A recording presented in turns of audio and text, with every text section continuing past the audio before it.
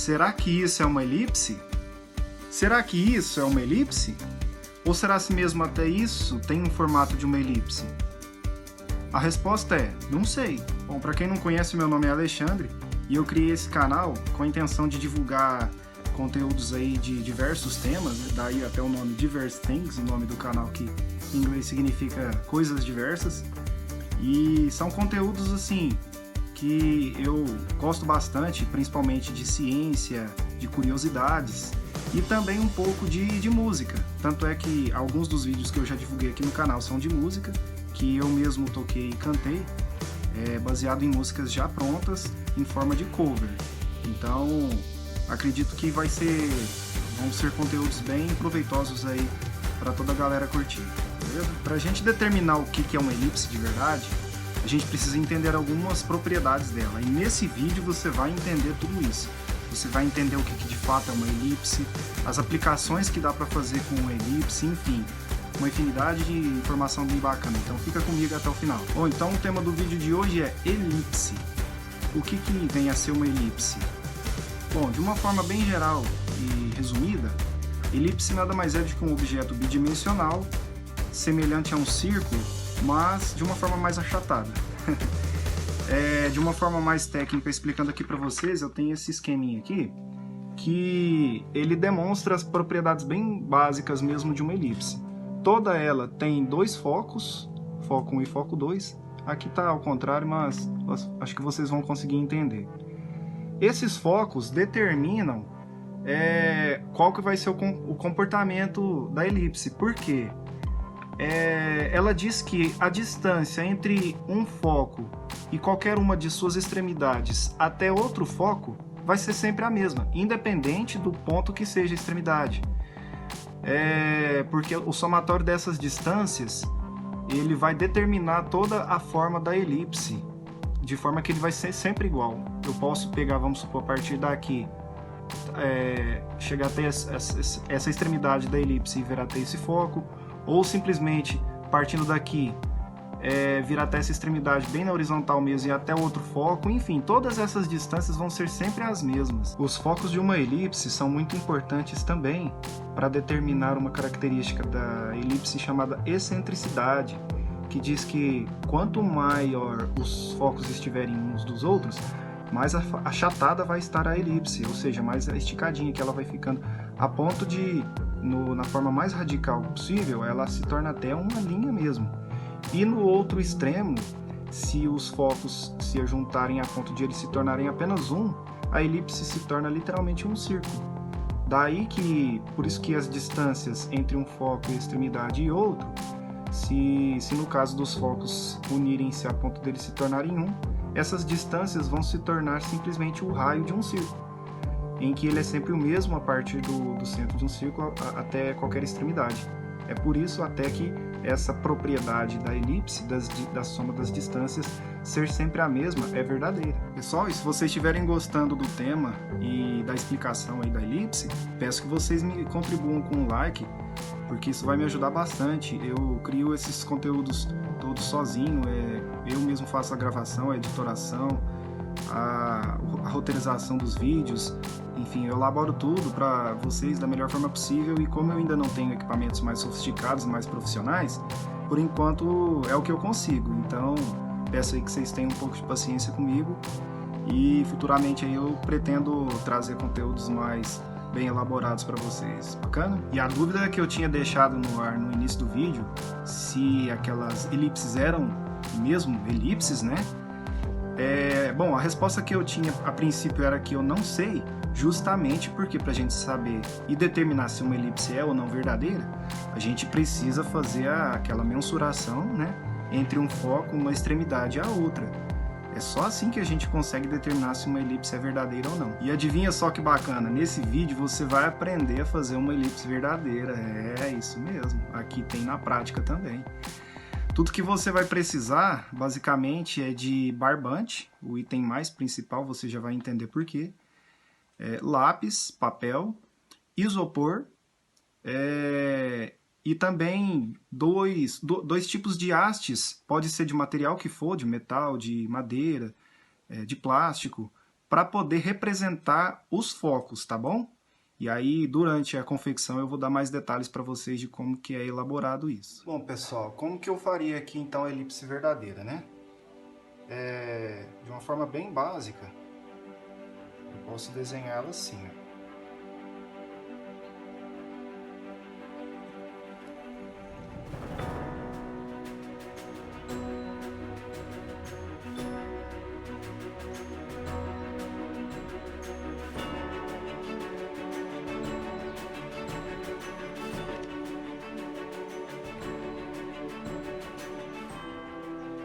Bom, aqui pela distância não ficou muito visual para vocês verem, mas eu vou dar uma melhorada nesse esboço que eu fiz, nesse rascunho, e vai ficar mais claro. Eu só vou reforçar mesmo a linha que eu desenhei, mas a ideia principal que era mostrar que com o barbante é possível desenhar uma elipse verdadeira. Beleza? Ah, pessoal, um detalhe muito importante que eu considerei que seria válido de fazer é que pro lápis que você for usar, eu quis dar uma desbastada boa em um deles, justamente para proporcionar o movimento certo da elipse, né, e o barbante não ficar subindo nem descendo no momento de fazer o movimento, né, porque o lápis ele tem que estar bem verticalzinho e o barbante ele não pode estar como dessa forma aqui encostado, muito encostado no papel, porque senão, logicamente, ele vai acabar subindo, como aconteceu aqui comigo agora. Então, por isso eu preferi fazer esse esqueminha aqui com lápis, que eu achei bem bacana e funcionou bem para aqui pro meu esboço, beleza? Bom, pessoal, não sei se vocês conseguem enxergar, mas aqui ainda tá a título de rascunho, tá? A elipse, a lápis que eu fiz, né? Aqui todo o entorno dela.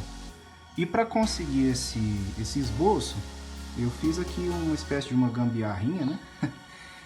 Com algumas varetinhas de madeira, um pequeno barbante aqui amarrado. Importante que ele não tenha muito aperto aqui para poder proporcionar o movimento, né? Em torno de toda a elipse. Coloquei aqui papel sulfite sobre uma superfície de isopor. E para poder firmar aqui as varetinhas e elas não movimentarem durante o meu movimento, durante o desenho, né, da elipse, o que eu coloquei aqui embaixo? Eu firmei, apoiei aqui com livros para firmar aqui a estrutura de isopor, né? Mas ali por baixo, ó, se vocês conseguirem reparar, em cada um dos focos, né, as varetinhas estariam representando os focos da elipse. Em cada um dos focos eu estruturei eles com recipientes cheios de areia compacta. Basicamente isso. E toda a estrutura aqui em cima de livros para poder apoiar bem. Sim, essa é uma forma que eu interpretei que seria bacana de fazer, mas você pode estruturar aí todo o seu esquema de desenhar o rascunho da elipse da forma como você achar mais adequado, tá? O importante mesmo é ele ter essa característica aqui, de forma que o barbante sempre fique bem esticadinho no momento de fazer o desenho, né? E eu tenho certeza que você vai conseguir uma elipse verdadeira. Aqui, galera, eu fiz um reforço da elipse que eu tinha desenhado no esboço com o barbante, né? E agora você consegue perceber bem melhor aí a dimensão que ela fica, né? Com essa estratégia de usar o barbante. Da hora, né? Um aspecto importante aqui nessa experiência, pessoal, é que o tamanho da elipse vai ser determinada pelo tamanho do barbante, tá? Quanto maior o barbante, maior vai ser a área aqui da elipse, né? E quanto mais afastados estiverem os focos uns dos outros, né? Que seriam, nesse caso aqui, as varetinhas, mais excêntrica a elipse vai ser, ou seja, né, ela vai estar mais esticadinha. Então, essa distância entre os focos aqui, entre as varetinhas, vai determinar essa excentricidade, de forma que se eles estiverem muito próximos uns dos outros, ela vai se assemelhar muito mais a um círculo do que uma elipse propriamente dita. Então aqui eu sugiro vocês a colocar elas de uma distância aí bem separadas, relativamente separadas. Aqui eu usei 20 centímetros de distância uma da outra, tá bom? Bom, agora falando um pouco de aplicação de elipse. Na natureza, na verdade, já até existem vários exemplos para elipse, mas um que eu queria trazer aqui para vocês, que eu queria destacar bem mesmo, é em relação a órbitas planetárias. Isso mesmo. A Terra é um exemplo de que executa uma órbita elíptica ao redor do Sol. Apesar de esse exemplo estar bem exagerado, o que na verdade não é dessa forma, mas serve para exemplificar bem como funciona, porque as órbitas dos planetas elas são quase circulares, mas nunca um círculo perfeito. Ou seja, eu já até expliquei para vocês que o que não é um círculo perfeito, onde o centro do círculo se separar em dois pequenos focos que sejam, já se caracteriza uma elipse. E aqui, inclusive, temos aqui até o centro da elipse, que é exatamente a metade da distância do comprimento dela, né? Em que se os focos se aproximassem até coincidindo no centro dela, se tornaria um círculo. Mas aqui nós estamos tendo o Sol posicionado em um dos focos dessa elipse, que é a órbita da Terra ao redor dele. E diante disto, nós temos um ponto mais afastado do Sol e um ponto mais próximo, onde o mais afastado é chamado de afélio e o mais próximo chamado de periélio. Isso tem implicações muito fortes em termos de velocidade orbital da Terra, isso mesmo. Quanto mais próximo a Terra estiver do Sol e se aproximando no seu movimento de translação, mais rápida ela vai passar ao redor dele. Isso é válido também para quanto mais ela se afastar do Sol, mais lentamente ela vai fazer esse movimento.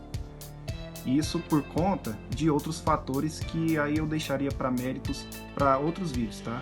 Que no caso aqui seria a gravidade que influencia essa questão. E o bacana é que você pode comprovar esse movimento da Terra ao redor do Sol, em que eu disse que ela quando se aproxima do Sol ela passa mais rapidamente, quando ela se afasta mais lentamente, né? Você pode comprovar isso na sua casa, isso mesmo. Se você pegar uma bolinha e abandoná-la dentro da cuba de um tanque, em que a bolinha não atinja o ralo dele, né? Você deixa ela cair ali de uma forma que ela passe ao redor do ralo do tanque, você vai perceber justamente esse movimento aqui acontecendo. A bolinha, quanto mais se aproximar do ralo, mais rápido ela vai adquirir essa velocidade, de forma que o ralo se caracterizaria como o Sol, e um dos focos dessa órbita elíptica, vamos assim dizer, né? E aí o contrário seria válido, quando a bolinha estiver subindo na cuba do tanque, ela vai estar perdendo velocidade e se aproximando do afélio, o movimento de translação.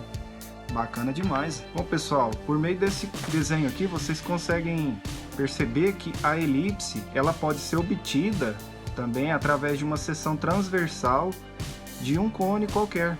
O que seria uma seção transversal, né? Vamos supor que eu estou aqui com minha folha. Ela pode ser uma seção transversal, suponhamos, de um cubo. Vamos supor, se eu tiver um cabo em formato cilíndrico e eu partir ele no meio, a forma circular que tiver o cabo é uma seção transversal também. Então, por isso aqui que vocês conseguem perceber, ó, que cortando um cone, e o mais importante de tudo, em forma diagonal, tá, pessoal?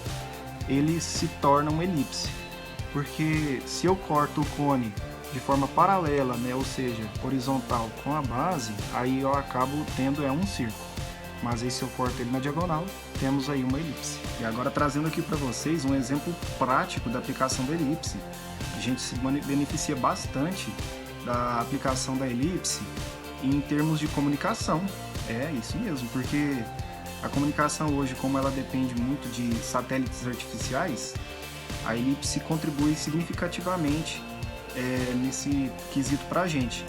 Dentro daquele esbocinho que eu tinha feito para vocês em como podemos montar uma elipse verdadeira usando o barbante, eu fiz um esqueminha aqui para vocês do planeta Terra, onde eu desenhei aqui junto aos focos, eu acabei que até retirando as varetinhas que estavam representando os focos da elipse. Junto aos focos eu fiz um esboço de duas anteninhas, então de forma grosseira e rústica aqui, mas dá para entender que seriam duas anteninhas, né? Suponhamos então que essas antenas estão aqui representando, estão afastadas uma do outro lado da Terra em relação à outra, né?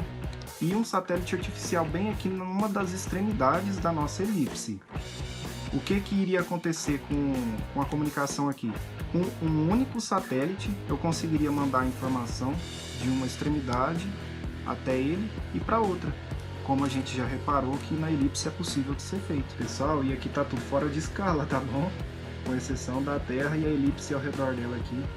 O restante aqui não estaria em escala não, nem as anteninhas, nem o satélite, seria apenas representativo mesmo. Mas olha só que outra coisa bacana. Por que nesse caso essa órbita elíptica desse satélite aqui estaria se beneficiando em relação à comunicação para nós? Principalmente em termos de custos. Veja bem, se nós tivéssemos que posicionar um satélite nessa posição, em formato parabólico, e outro nessa posição, mais afastado aqui, o que iria acontecer? A informação da mesma forma poderia ser passada daqui para um deles e atravessar até o outro deles e vir nessa antena de cá da mesma forma também, né? Mas aí a gente teria que adicionar um satélite sobressalente. E aí a elipse, nesse quesito, ela se sobressai em relação aos parabólicos. Bom, e o porquê disso, né? Porque uma parábola, ela recebe uma informação ou uma luz, por exemplo, passando por dentro do seu foco. Suponhamos que aqui na minha mão seja representada uma parábola. O foco dela fica posicionado logo à frente do cone. E suponhamos que se uma informação vier passando pelo foco em forma diagonal, quando ela atinge a parábola, ela é refletida em forma paralela, ou seja, todos os raios que passam pelo foco da parábola, eles são refletidos de forma paralela. E o contrário é válido. Quando raios que chegam em forma paralelas à parábola, quando são refletidos por ela, eles voltam e passam pelo foco da parábola, tá bom? E aí é por isso que naquele desenho, a informação saindo de uma antena e quando atinge um satélite de formato parabólico, ele precisa necessariamente passar por outro satélite em formato parabólico para chegar em outro local do outro lado do mundo, porque com apenas um só não seria possível, ao passo que com o elíptico já é possível. Bom, pessoal, é isso. Eu acho que eu consegui resumir da melhor forma que possível, trazer para vocês essa curiosidade aí sobre elipse, sobre mais uma das várias coisas que a física pode trazer para a gente, né, que a ciência pode trazer para a gente. Eu sou meio suspeito de falar, mas eu sou um entusiasta da ciência, e quando eu vi sobre uma forma bem bacana que dava para poder desenhar a elipse, que era com barbante, que eu trouxe aqui para vocês, eu achei bem legal trazer esse conteúdo para enriquecer mais o nosso dia a dia aí, né? Então, agradeço muito pela oportunidade e peço a contribuição de vocês aí deixando o like, falou? Muito obrigado e até o próximo vídeo.